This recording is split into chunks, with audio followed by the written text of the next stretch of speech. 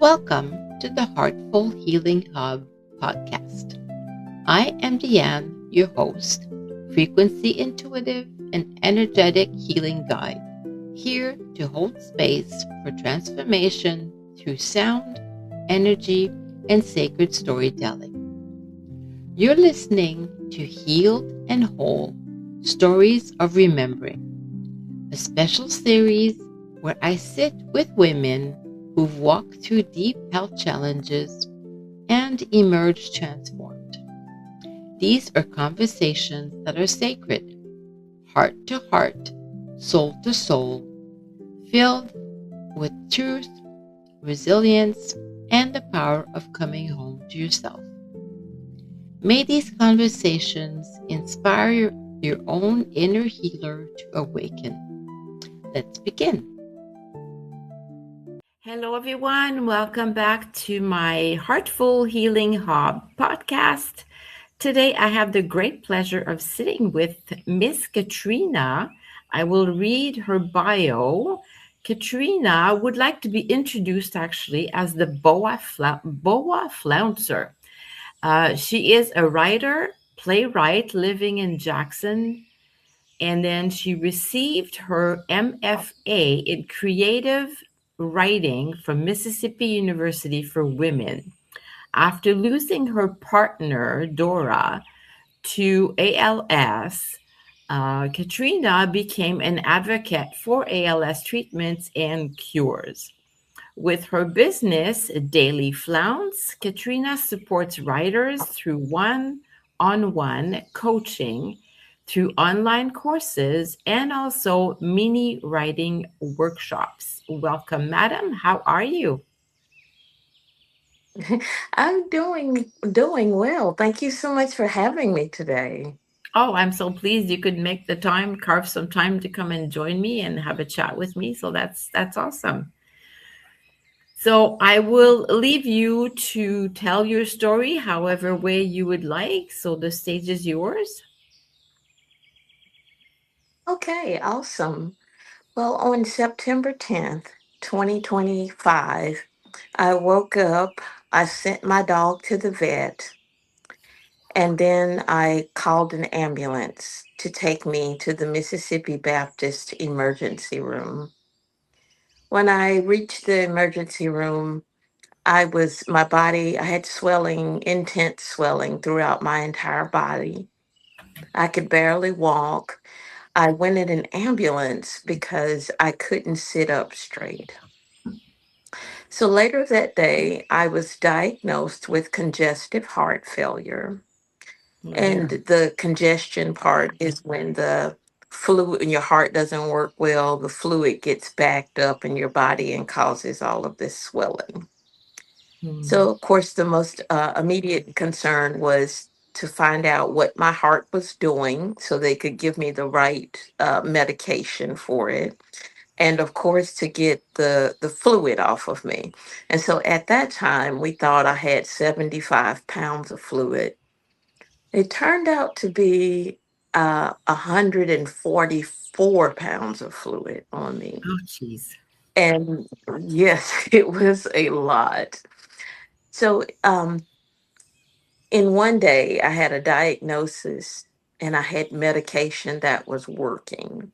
So, in less than 6 months, I was down 144 pounds. I had done cardiac rehab. My heart function on September 10th was 30. And on February 23rd, it was 63. So everything, the medication was working. I was eating much better and exercising. So I got, I was getting better. I'm better. I feel great today. Unfortunately, 6 years ago, I was a part of another diagnosis process, which was not as fortunate. My partner of 23 years, Dora Robertson, was diagnosed with amyotrophic lateral sclerosis on November 18th, 2019. Hmm. And the doctor who told us, he didn't want to tell us, but he had to tell us.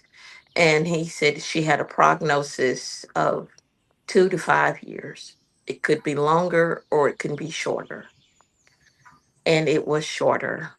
She passed away 76 days later on February 2nd, 2020. And it was there because there's no medication to cure the disease or to slow it down. And it's a amyotrophic lateral sclerosis, or ALS, or Lou Gehrig disease. It's a rapidly progressing neurological disease. And she kept, her muscles were weakening, and she lost her voice, and she was having a hard time breathing. And her legs, she couldn't use her legs very well, couldn't walk fast. And so it just,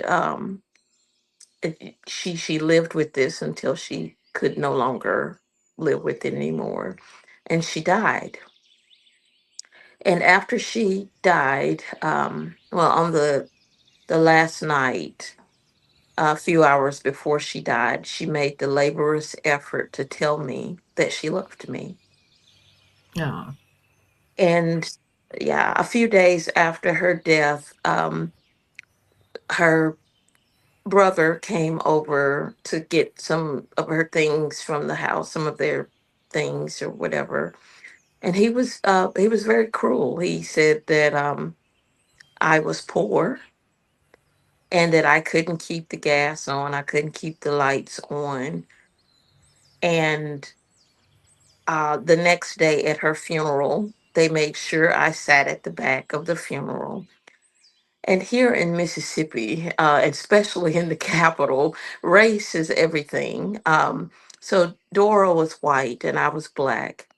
And I was one of the few black people at her funeral, and I had to sit at the back. I was the one who stood beside her through all of this. But I sat in the back. I took the place that they offered me. And uh, maybe a few weeks later, my advocacy work began, and I started advocating for ALS treatments and cures. And I also started working on forgiving her family. I had so much anger, and it I used the model of forgiveness, of breaking off from the drama. So you have all this anger, what you wish you would have done, or you wish you would have slapped him or did this.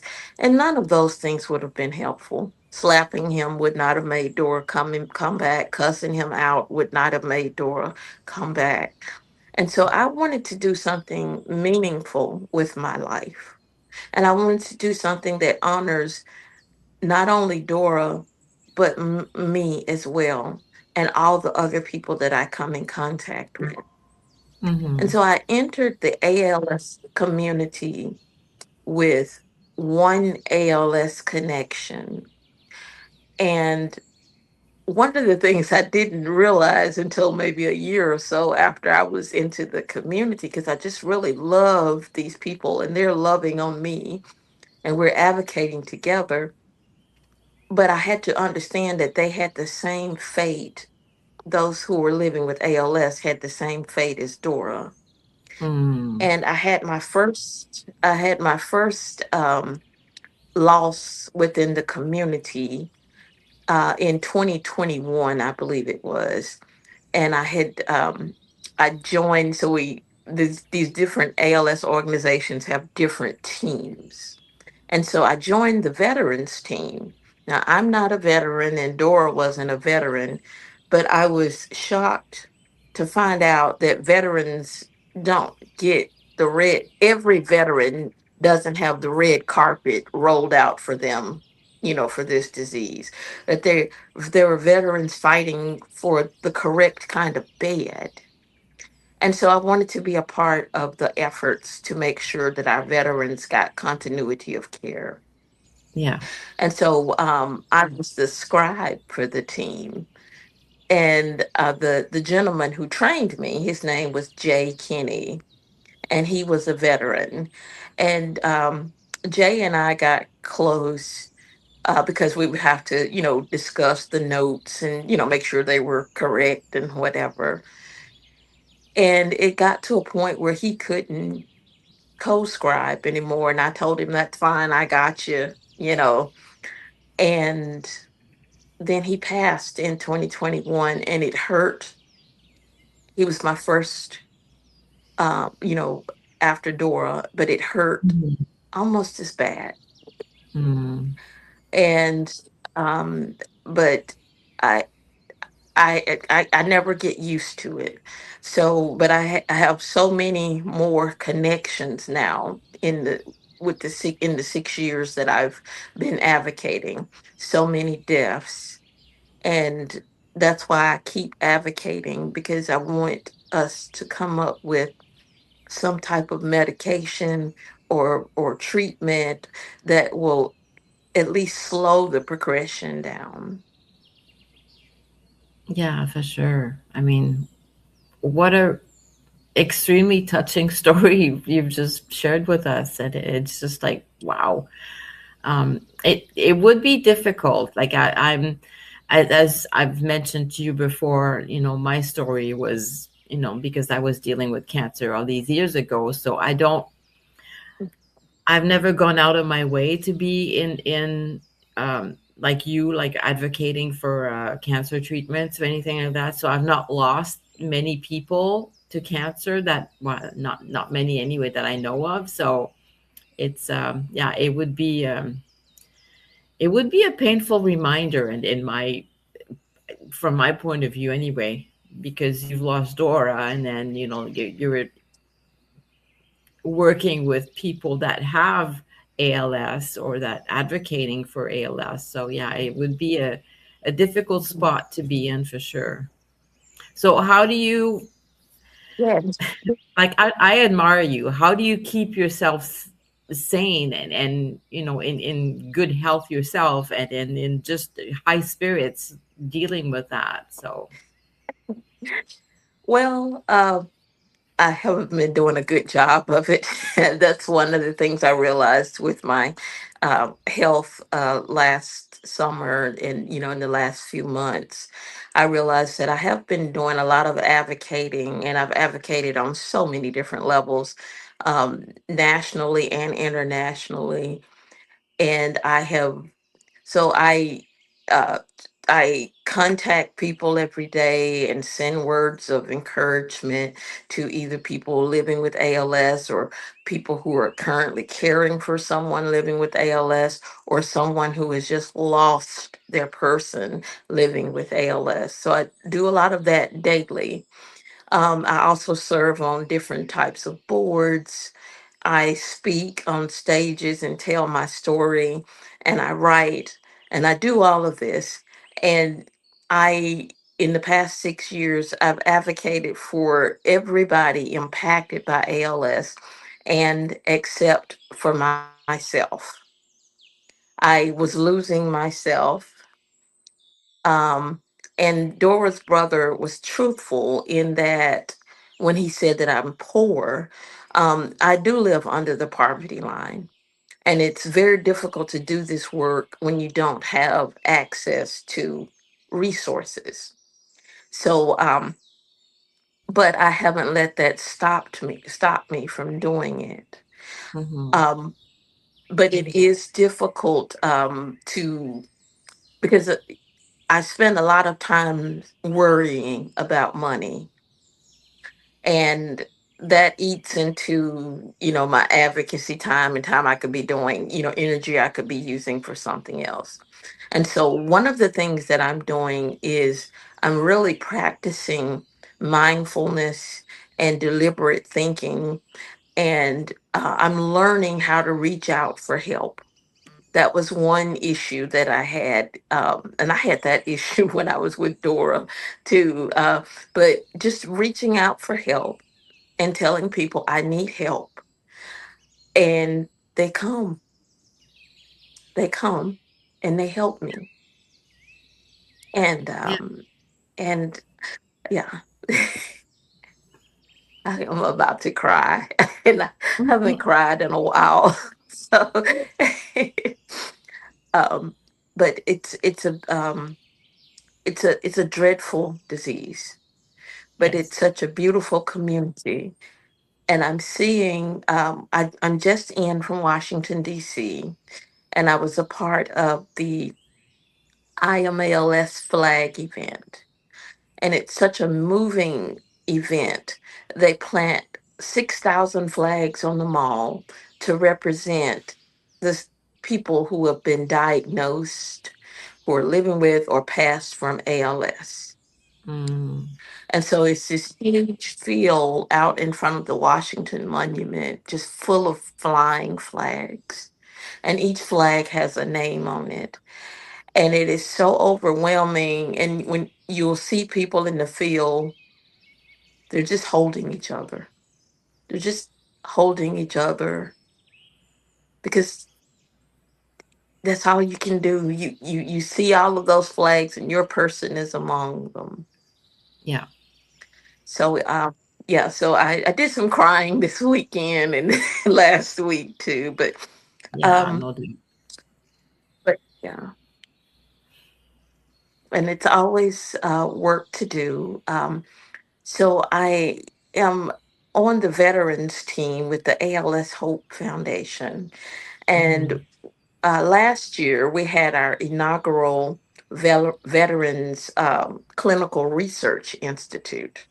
And what that is it kind of enhances your advocacy skills. It's a program that different speakers come in from the research, the clinicians, the research community, and they teach you how to read research papers, and they explain things about clinical trials and all these things that's hard to just kind of know, when you're coming into this area. And so it's kind of like a training, but this one is specifically for veterans. And there's a lot of VA doctors, and they're talking about the VA system and how to navigate it. And so we're going to have one uh, June 5th and 6th, I believe. So we have one coming up in a few weeks for that. That's good. Well, by I'm afraid by the time this podcast comes out, it'll be in the past now. But yes, I'm sure there'll be others. That's okay. But no, like Yes, I we said, have lots. I'm just amazed with everything that you're doing, given the circumstances that you came into this, and just like it just yeah, it's just a beautiful story and very touching and yeah, you have my admiration for sure. Well, thank you. And I get to use my writing in this space. So the International ALS MND Symposium, I represent posters on writing and how people living with or impacted by ALS how they use writing to digest the disease, and what it does, and Hmm. how it helps their mental health. And it helps kind of helps you with acceptance that you're going to die, or that you're going to lose someone to this. Yeah. Yeah. So Yeah, well, that's kind of not necessarily having ALS, but we all know as geez, who said that? Someone, was it Ramdas or someone said that we're all walking each other home. So I think that's what it yes. says. So that's basically what we're doing is, I mean, we're here on this earth plane for a short period of time, then we're just moving on to the next phase. At least this is my personal opinion. So Yes. Yes. And I was so after Dora died, it was so much going on. But when I could get still and quiet, I was so thankful that she chose me to be able to walk with her through this. Mm-hmm. Even the bad parts, because there were times where I just simply didn't know what to do, Yeah. and she didn't either. And we couldn't find any help with what to do, but Mm-hmm. we held each other and we got through it. Yeah. Yeah. Yeah, you do. You do. I remember after her diagnosis, I wanted to get her outside because she was an outside person. She loved to be outside. And Mm. so I managed to get her outside. And we have a big pit bull, and he was a puppy at the time. And so he was tied out back. And then we had this little bitty Pomeranian. It was 6 pounds.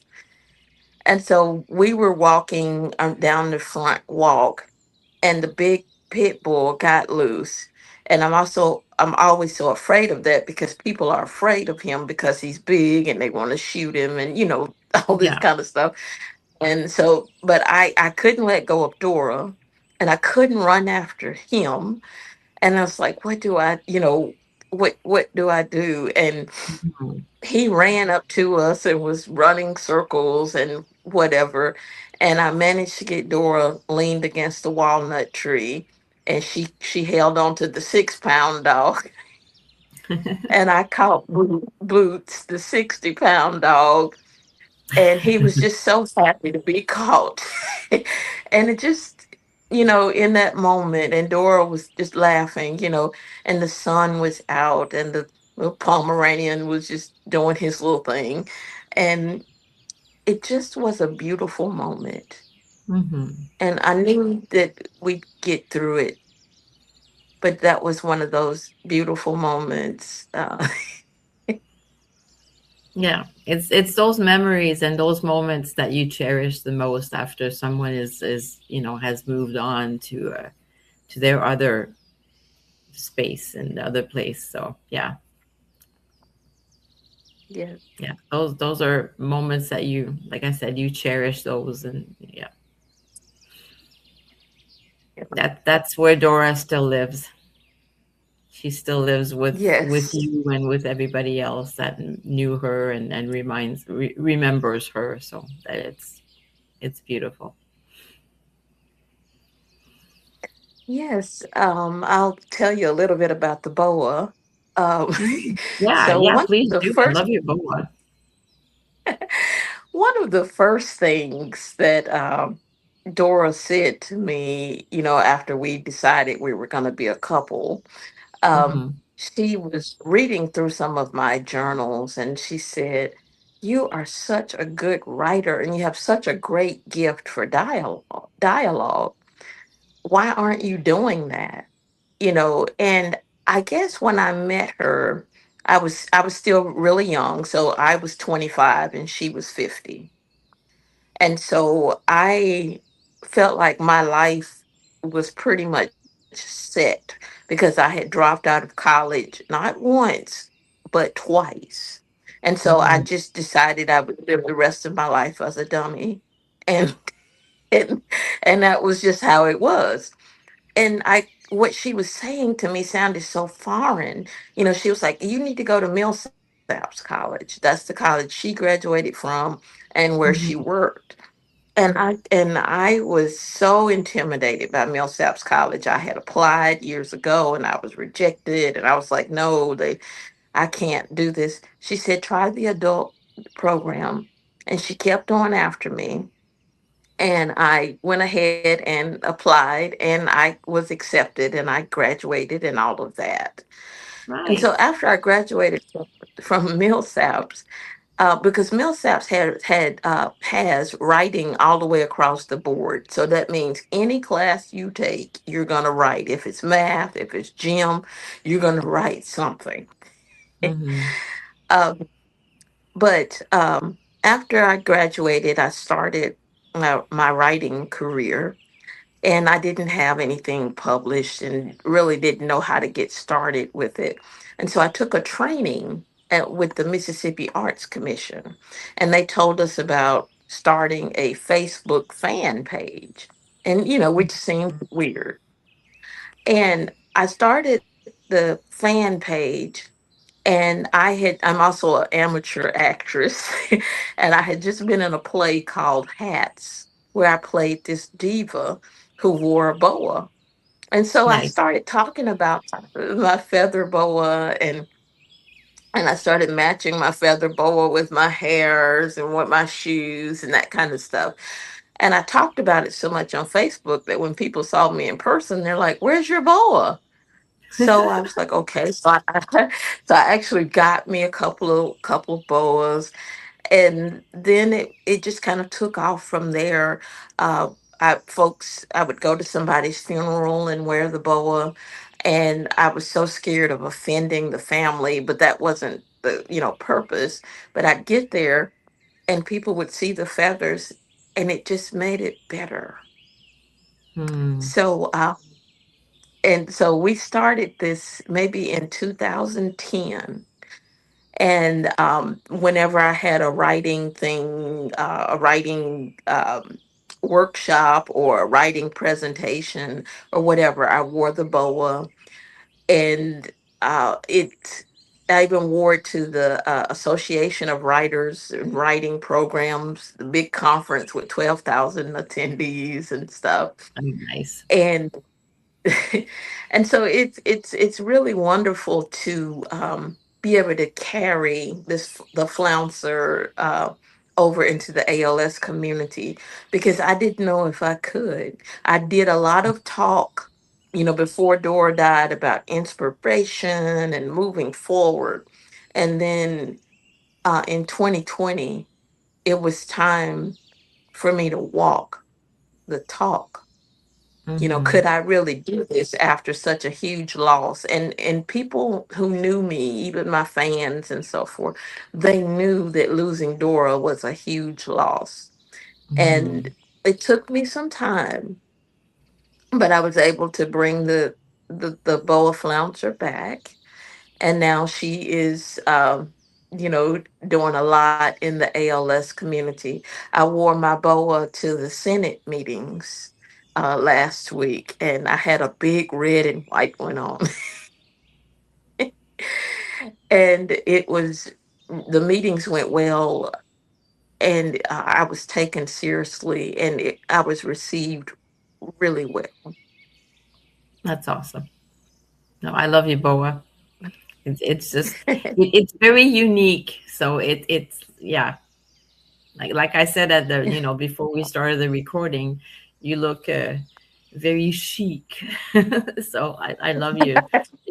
The flower in your hair and the boa and even your nail polish, everything fits. So it's beautiful. It's Thank you. beautiful.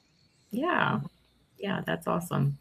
So I was wondering, because you said you're coaching writers. So would you have any words of wisdom to writers that are beginning to write or that are thinking about writing? They're not sure yet. Yes. So my first words are, don't give up. Just Hmm. keep doing it.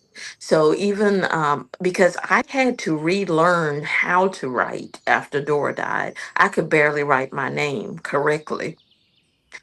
And and so you just have to just keep doing it. Reading is very, very important to writing. So in even reading bad writing, it helps you to improve your writing as well. So definitely don't give up. And because the more you write, you start deciding, you start finding your voice. And once you can find your voice, you can find your audience. Hmm. And yes, you can, yeah. And you can also use you can use writing professionally, but writing is also good with digesting life, like what I have gone through. with my heart issue, with losing Dora, with dealing with Dora's family. Yeah. I woke up a couple of weeks ago and realized I can rewrite the past. Mm-hmm. So when her brother stood in my house and he said to me, "You're poor and you can't keep the lights on and you can't keep the gas on," I can take that story, which he did this truthfully, but I can kind of examine what he didn't say. And Yes. also I can examine his actions, because when he was saying these things, he could not look at me. He could not look Mm-hmm. me in the face. And so if I look at what he didn't say, it would go something like this: "You're poor, you can't keep the lights on, you can't keep the gas on, but you stood by my sister. Even though you didn't even know what the next step was, you didn't have a dime." And when I say we didn't have money, I don't mean we were down to our last $10,000. I mean we may have had $200 in the bank, if Mm-hmm. that much. Yeah. And I stayed. And he has a business. He has a 70, $80,000 car. He has a boat. He has he has all these things, but he didn't have courage. Yeah. And he didn't have you. And yeah, yeah. And I have forgiven him for that. Now I do not. I'm not going to instigate a relationship with him or with the family, unless there's something within me that feels. No, I'm not going to instigate it. But if they come around or whatever, if maybe. But I'm doing just fine without being a part of their family. And I wish them well. I'm not angry with any of them. I wish them well. No, that's awesome. Awesome, awesome. Mhm. Well, I really appreciate you taking the time to come here and chat with me and be so unique and beautiful and amazing. So, thank you. Well, thank you for having me. It was wonderful. All right, we will chat again soon. I look forward to it. Hello. Thank you for spending time with us inside the Heartful Healing Hub. If this story moved you, please consider sharing this episode or leaving a comment. Your words help others find this sacred space. If you or someone you love has a healing journey to share, we'd love to hear from you. And finally, if you would enjoy a gentle way to unwind after listening, visit the show notes to download your free tea ritual guide, Sip and Soften, a soul-soothing gift to nourish your inner healer. Until next time, be kind to yourself and trust what has always been within you. And remember, you are whole, you are healing, you are home.